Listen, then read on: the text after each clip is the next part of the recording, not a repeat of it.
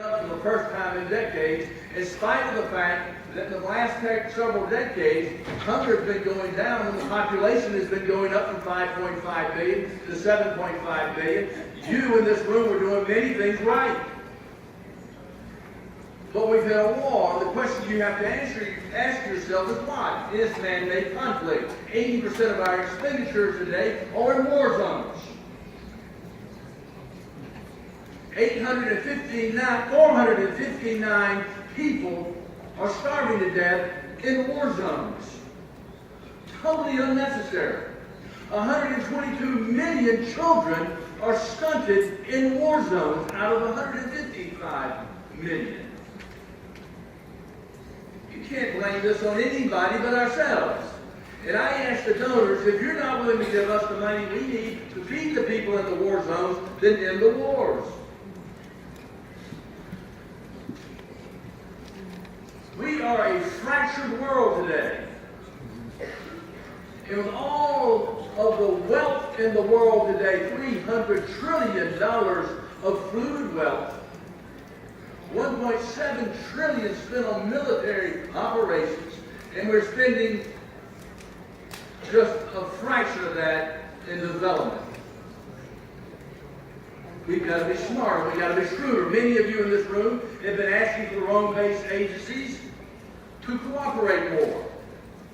I can assure you that Graziano, Javert, EFAD, FAO, the World Food Program, we are committed to working together more efficiently, more effectively.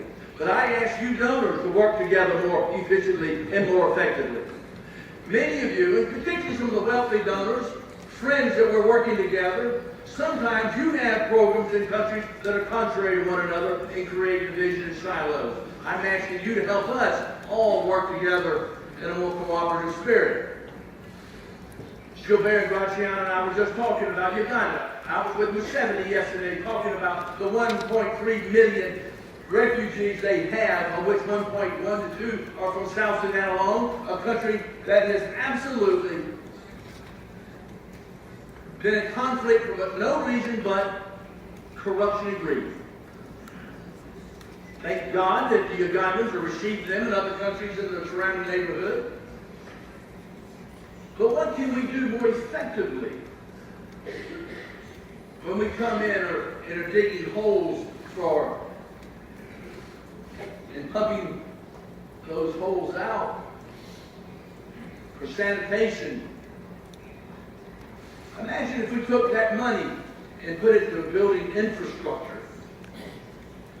We're feeding 1 million people there. At least one half of them are able-bodied people that can be digging ditches for our irrigation, for water and sewer. Imagine if we cooperate more effectively. As I was in Myanmar just six days ago in Bangladesh, but we're now feeding almost 1 million people. Imagine if we think long-term, not just short-term, but how can we devise infrastructure for sustainable development that will go beyond the refugees when they go back? Like what we did, Graziano and Gilbert, as we showed many of the permits in this room up in the northern sector of Ethiopia, in the Tigray area, an area that was not sustainable development, no resilience, a mountainous area, and what happened? We cooperated together. We landscaped and terraced over 1.2 million acres together because we had what? We were feeding millions of people. They want to do something to develop their community. We encourage them, incentivize them. EFAD comes in with irrigation. FAO comes in with seeds and expertise. And now you have a resilient, developed area. In the Somali region of Ethiopia, we're spending, we meaning the international community, $175,000 a day of just trucking in water. Trucking in water? They need water wells. Let's take that same money and dig water wells. And take the expertise of the men and women in this room and let's develop that region, because if we don't, terrorist groups like Boko Haram, Al-Shabaab, Al-Qaeda, ISIS are going to destabilize these fractured areas, particularly because of climate change, taking advantage, and the cost for Western nations is going to skyrocket in military operations. as I've told my friends in the United States, if you want to spend another $500 billion on military operations, cut to humanitarian aid. Because we are the first line of offense and defense against extremism and terrorism. And only 7 or 8 months ago, many of you in this room were petrified and concerned that the United States was going to zero out its humanitarian aid. How much would that have devastated our goals and objectives of zero hunger, SDG 2?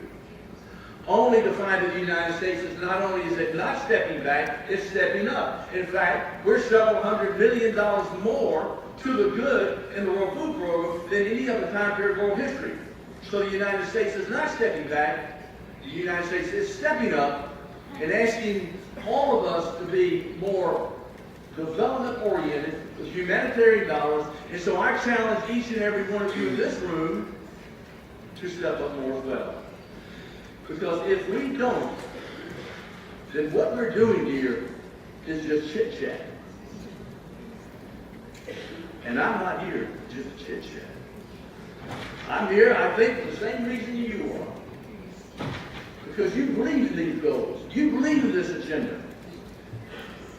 And Madam Chairperson, I have no doubt that everyone in this room working together, we can achieve zero hunger. We got to end the war, but we got to be more strategic, as Javert was talking about. We got to take ownership. We got to believe in it. When I start looking at the numbers, that means that we got 815 million people we got to end hunger for in the next 13 years. Do the math. Because I'm 13 into that, 68, 69 million people. Next year we need to have 68 million people less hungry. So we need to be honest with ourselves. Is this just a game we're playing? Are we truly committed? I'm committed. I'm going to do everything I possibly can.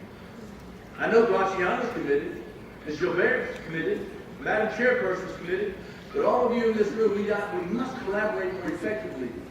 We must strategically use our dollars more strategically and effectively in a cooperative spirit so there's sustainable development in these nations that need our help. I can go on and on, because I'm sure every one of you in this room will go on and on.